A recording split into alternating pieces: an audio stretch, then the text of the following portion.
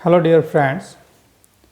So today we are going to discuss about one more English topic for standard 11 and for standard 12 also. And today we are going to discuss about one writing section and it's speech writing. So speech writing आप सबको पता ही, आप जब school में या फिर college में होते हो तो आपको बोला जाता है कि आप कोई एक टॉपिक के ऊपर स्पीच दो। तो सेम थिंग आपको बोर्ड की एग्ज़ाम में स्पीच राइटिंग होगा। तो उसमें आपको आप कैसे उसको अच्छी तरह से लिख सकते हैं उसके बारे में आज बात करेंगे। तो first of all, purpose of making a speech, उसका पर्पस क्या है। Okay, so the first point is to convey information orally to a large gathering of people forcefully and convincingly, and to convert the listeners to the speaker's point of view। तो इसमें क्या होता है, जो speaker होता है वो अपने पॉइंट ऑफ व्यू से अपने जो आइडियाज़ है वो जो ऑडियंस होती है उसके सामने वो शेयर करता है। To pass on a wide range of information to a wide range of audience orally. तो ये जो इन्फॉर्मेशन होती है वो एक वाइड रेंज में होती है और सब काफ़ी लोग वहाँ पे आप देखते हो ऑडियंस में बैठे हुए थे, तो उसको ये जो आपका जो मैसेज है वो काफ़ी लोगों के पास जाता है। To express an opinion, share a point of view, experience, observation etcetera. Okay, तो आपका जो ओपिनियन है, आपका जो पॉइंट ऑफ व्यू है वो आप जो ऑडियंस होती है उनके सामने आप प्रेजेंट करते हो। अगर आप फॉर्मेट की बात करें, हम उसकी फॉर्मेट कैसी होनी चाहिए, आपको कैसे उसकी बिगिनिंग करनी चाहिए, आपकी जो स्पीच की जो बॉडी होनी चाहिए वो कैसे होनी चाहिए और उसका एंड कैसे करना है। तो फॉर्मेट में अगर आप पहले जो पॉइंट है, पहला पॉइंट है उसमें जाएंगे तो salutation, the speaker greets chief guest, fellow speakers and listeners. तो बिगनिंग में आप ग्रेट्स करते हो, ठीक है, जो गेस्ट होते हैं वो मेन गेस्ट होते हैं, फिर जो स्पीकर होते हैं दूसरे, और जो लिसनर होते हैं वो, या तो फिर आप शॉर्ट में लेडीज़ एंड जेंटलमैन बोल के भी आप आपकी जो स्पीच है वो स्टार्ट कर सकते हो। The key sentence carries the central theme और इश्यू ऑफ द स्पीच।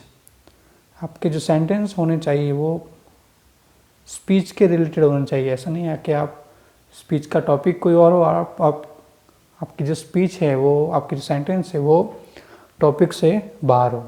तो आपको वो टॉपिक के अंदर ही वो स्पीच देनी है। द स्पीकर एक्सप्रेसेस हिज और her views on the topic. Okay, and next is compare and contrast, bringing up the opposing point of view and arguing the strength of one's own opinion vis-a-vis the opponents। Okay, और जो last point है वो है summing up and concluding. कुछ important points है speech के बारे में वो देख लेते हैं। तो इंपॉर्टेंट पॉइंट्स क्या है? The speech must be written in the appropriate format and style। अब जब एग्ज़ाम में स्पीच लिखो तो एक appropriate format में होना चाहिए और एक स्टाइल होनी चाहिए। सबसे पहले तो आपको हेडिंग देना है स्पीच का, जो स्पीच आपकी है वो इन द सेंटर में उसको अंडरलाइन करो, उसको हाईलाइट करो। फिर लेडीज़ एंड जेंटलमैन और फिर पैराग्राफ से आप शुरुआत कर सकते हो। The next point is remember to keep within the word limit। Okay, तो आप जो भी स्पीच बनाओ तो वो आपको टॉपिक के अंदर ही जाना है, टॉपिक से बाहर कोई बात वहाँ पे नहीं करनी है। ओके, तो ये दो इम्पोर्टेंट पॉइंट्स थे। अभी आप एक स्पीच देख सकते हो, यहाँ पे मैंने आपको यहाँ पे अटैच की मैंने। यहाँ पे लिखा है कि prepare a speech in about 250 words on conservation of forest to be addressed to cadets in NCC camp. तो एनसीसी कैंप में एक आपको स्पीच देनी है आपको, और वो टॉपिक है कंजर्वेशन ऑफ फॉरेस्ट। तो उसके बारे में प्रोटेक्शन ऑफ फॉरेस्ट, फॉरेस्ट के लिए आप क्या कर सकते हो और क्या क्या करना चाहिए, तो उसके बारे में आपको स्पीच देनी है। तो यहाँ पे आप देख सकते हो जैसे कि कंजर्वेशन ऑफ फॉरेस्ट, यहाँ पे टाइटल लिखा है, उसके बाद उसने बिगिन किया है लेडीज़ एंड जेंटलमैन, उसके बाद पैराग्राफ लिखा है। वैसे ही आपको एग्ज़ाम में 2 या 3 एटलीस्ट पैराग्राफ, या तो फिर 3-4 पैराग्राफ, 4 से ज़्यादा नहीं, ओके। तो 3-4 पैराग्राफ आप बना के पैराग्राफ वाइज, एक पैराग्राफ में एक टॉपिक, फिर दूसरे पैराग्राफ में आप दूसरी बात कर सकते हो, तीसरे पैराग्राफ में तीसरी बात, ऐसे करके फिर लास्ट में आपको कंक्लूज करना है, उसका एंड करना है, ओके। तो यहाँ पे लिखा है जैसे अलग अलग पैराग्राफ है, तो एक बार हम पढ़ लेते हैं तो आपको आइडिया है कि स्पीच कैसे लिखनी है, okay. So prepare a speech in about 250 words on conservation of forest to be addressed to cadets in NCC camp. तो सबसे पहले हेडिंग कंजर्वेशन ऑफ फॉरेस्ट, फिर यहाँ पे आप स्टार्ट करेंगे लेडीज़ एंड जेंटलमैन से, ओके। जब भी कोई स्पीकर होता है, वो जब स्पीच देता है तो वो ग्रीट्स करता है ऑडियंस को, जो गेस्ट है उसको। तो यहाँ पे शुरुआत की है लेडीज़ एंड जेंटलमैन से।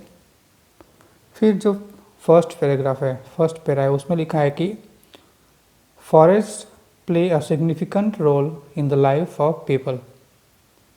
दे are the foundation of our economy. The forests are highly useful to us. Their destruction would affect the nation adversely. A large portion of our population lives in rural areas. Most of natural resources are sought in the forests. Okay, तो ये हो गया first paragraph.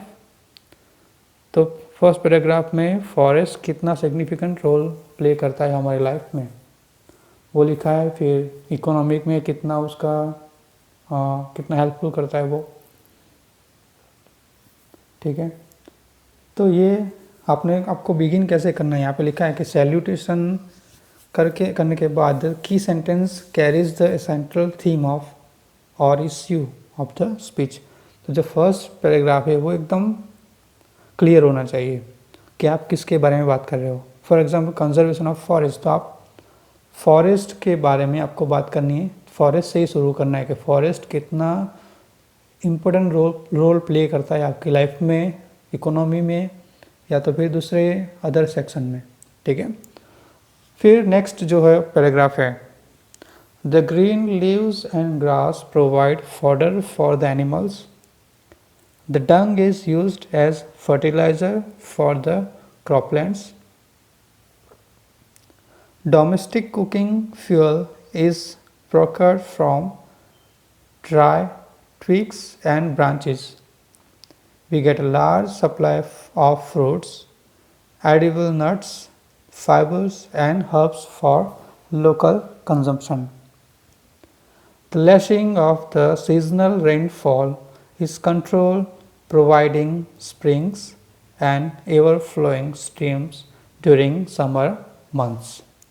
Okay, so this is second paragraph. If we talk about the next para, large areas of forest are getting destroyed. Areas of degraded forests are not being reforested.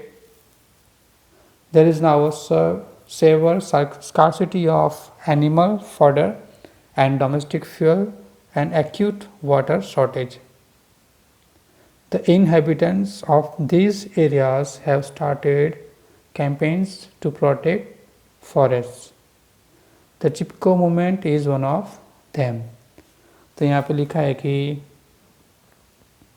Large areas of forest are getting destroyed. आप देखोगे forest को कितना नुकसान कुछ लोग पहुंचा रहे हैं और डिस्ट्रॉय भी कर रहे हैं, तो उसके लिए कुछ मूवमेंट्स या तो फिर कुछ एनजीओज़ जो है वो फॉरेस्ट के लिए आगे आ रही है। तो वो क्या क्या मूवमेंट्स कर रहे हैं, तो उसके बारे में आपके दिमाग में, आपकी नॉलेज में जो भी मूवमेंट्स है वो आप स्पीच में आप इंक्लूड कर सकते हो। ओके, और उसके बारे में लिख सकते हो स्पीच में। जो लास्ट पैरा है बहुत ही इम्पोर्टेंट है कि आप कंक्लूजन कैसे करते हैं। Okay, the conservation of forest is our moral duty. The constitution also supports this. The conservation will improve forests, lakes, wildlife and environment. We as citizens of India should fully support conservation of forest for the betterment of our nation. Okay, तो ये हो गया last paragraph जहाँ पे आपको conclusion करना है, और लास्ट में थैंक यू, जय हिंद, ऐसे करके आप उसको जो आपकी स्पीच है वो आपको यहाँ पे फिनिश कर सकते हो। ओके, तो ये हो गया स्पीच राइटिंग कि स्पीच आपको कैसे लिखना है। अगर आपको स्कूल या कॉलेज में से अगर आप स्पीच मतलब आपको बोला जाए कि आप इस सब्जेक्ट के ऊपर स्पीच दो, तो आपको आइडिया भी आ जाएगा कि कैसे स्पीच को लिखना है, मतलब बनाना है। ओके, पहले आप पेपर पे बना लो, फिर उसको लर्न करो, फिर आप स्पीच दे सकते हो। अगर एग्ज़ाम की बात करें, बोर्ड की एग्ज़ाम की बात, तो speech writing, letter writing, email writing ये होगा। तो ये हो गया speech writing. I hope you understand very well. एक बार फिर से उसको रिपीट करो, एक बार फिर से स्पीच पढ़ लो, ताकि आपको एग्ज़ाम में कोई डिफ़िकल्टी ना आए। Okay, so this is speech writing. Next video we will discuss about other topic. Thank you so much.